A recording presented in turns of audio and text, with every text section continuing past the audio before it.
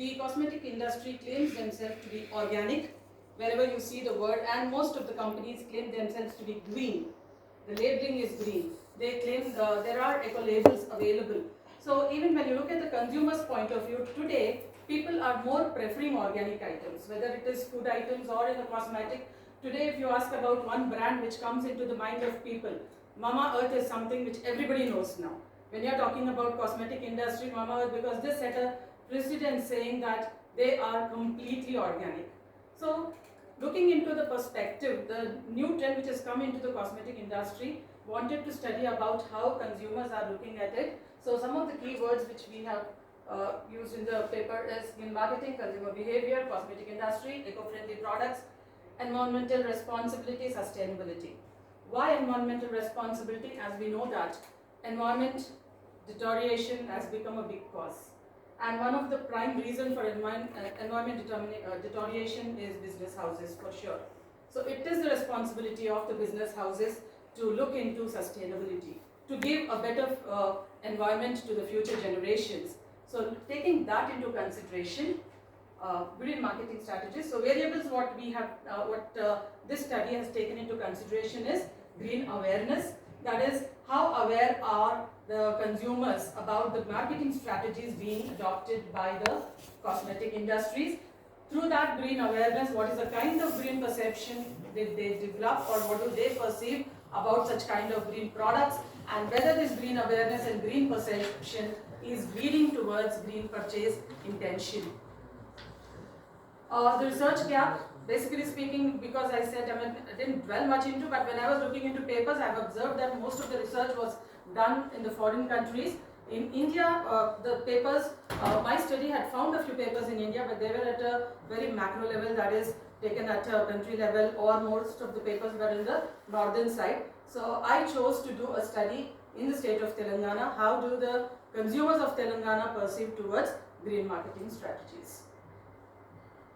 So my objectives are, the first one was to investigate the awareness level of the consumers about the green marketing strategies being adopted by the consumers, and also then explore the consumer perceptions and purchase decisions regarding green cosmetics within the green industry, cosmetic industry.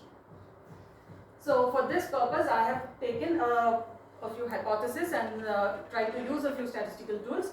The first hypothesis which I have set up was to study whether there is any association between gender and age, but that is between gender and the level of green awareness, green perception and green purchase intention.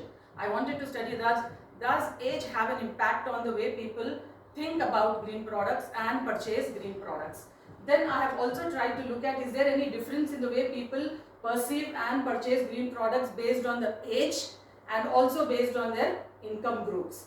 Then finally I wanted to check whether there is any relationship, a correlation between the variables of the study, that is relationship between the variables green awareness, green purchase, green perception and green purchase intention.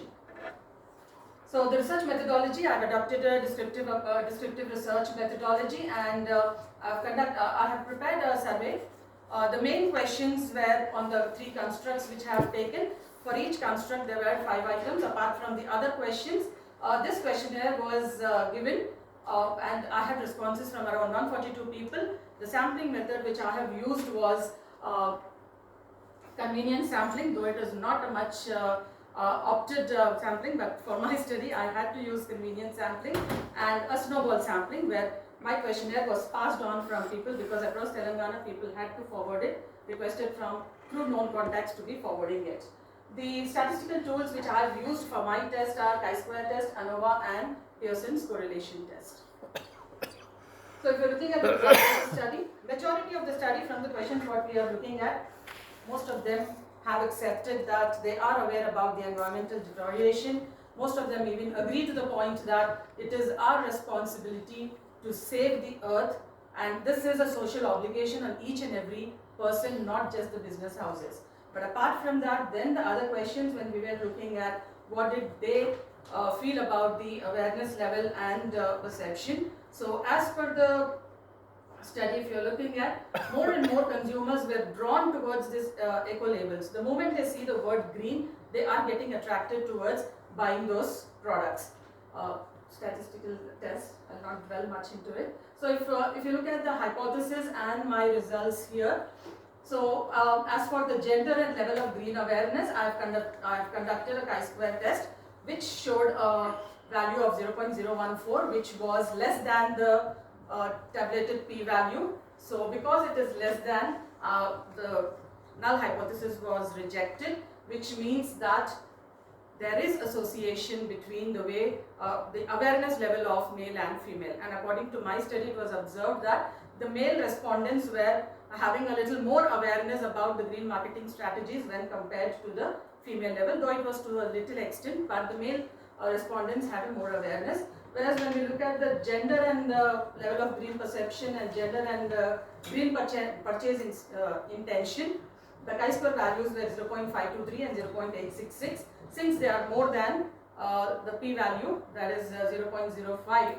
at 5% significance level is what I have taken, I failed to reject. That means that it shows that there is no difference between gender and level of perception. That means when it came to perception, men and women felt the same way about the green products, and also in terms of purchase intention also, male and female thought about in the same way.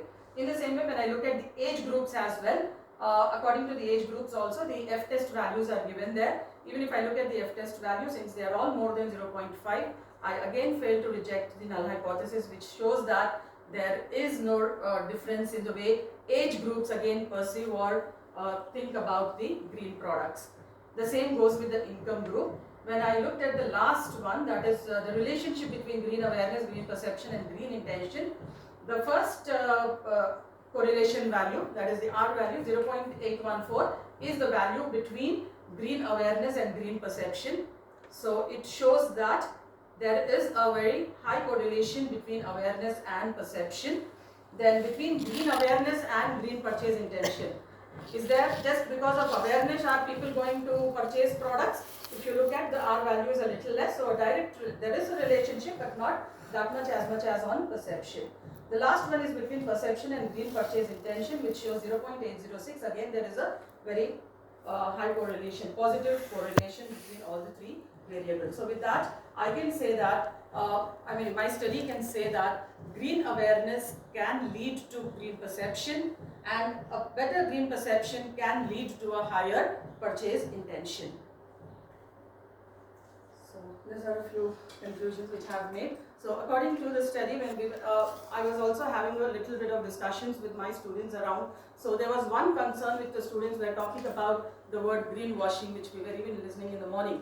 So this greenwashing is one concern. Yes, companies do talk about green products, but how authentic are there is a question. So might be in India, the certification levels have to be a little more stringent, so that people are not getting carried away by that word green. That's all right. Thank you so much.